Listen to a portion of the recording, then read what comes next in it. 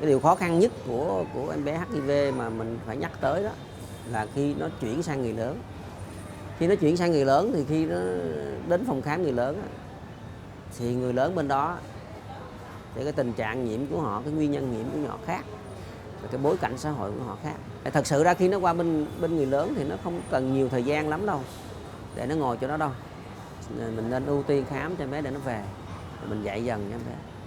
Về theo cái hướng dẫn mà chung cho em bé mà điều trị tại bệnh viện Nhi đó là nó là đủ 15 tuổi thì thôi. Tuy nhiên đối với em bé HIV đó thì hiện nay cũng có khuynh hướng là kéo dài ra cho đến 19 tuổi, cho đến hết 18 tuổi. Bởi vì sao? Bởi vì một em bé HIV mà tới 15 tuổi đó mà mình chuyển em bé qua cái cơ sở của người lớn đó, thì nó rất là khó. Bởi vì kinh nghiệm để mình thời gian để mình tư vấn cho em bé đó đủ đạt để cái mức độ hiểu biết tiếp cận như là người lớn khá là khó. Tại vì mình chưa đủ thời giờ để mình tư vấn đâu. Tại vì có thể những em bé đó tuy là nó 15 tuổi nhưng mà nó nhỏ lắm. Thứ hai là bên người lớn thì họ cũng không có nhiều cái kinh nghiệm để mà chăm sóc em bé từ 15 tới 19 tuổi. Thành ra họ cũng rất là ngại làm chuyện đó. Tại vì nó có nhiều cái tiêu chuẩn để mà chuyển qua người lớn lắm. Với điều kiện là đứa nhỏ đồng ý. Hiện bây giờ ở các OPC trẻ em đó vẫn còn giữ những đứa trẻ 18 tuổi. Tại vì nó chưa đồng ý chuyển qua người lớn. Trước khi mà chuyển qua người lớn thì nó phải được chuẩn bị theo cái phác đồ của Bệnh viện Nhi đồng 1 xây dựng, đó là ít ra là trong vòng 3 năm.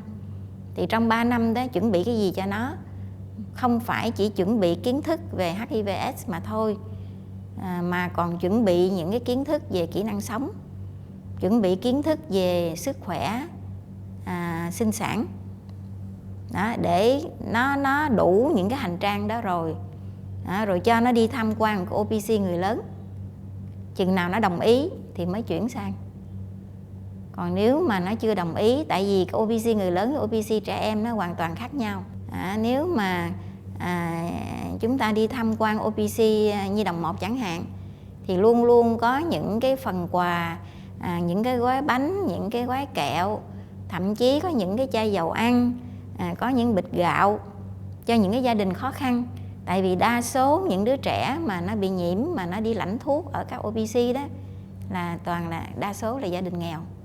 Đó, cho nên nó có những cái món quà vật chất đó, nó là cái động lực để giúp cho đứa trẻ.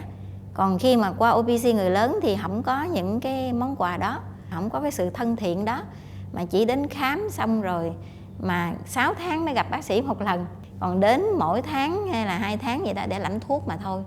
Thì cái mối quan hệ giữa nhân viên y tế với lại bệnh nhân đó nó không có được gần gũi thân thiện giống như là của OPC trẻ em.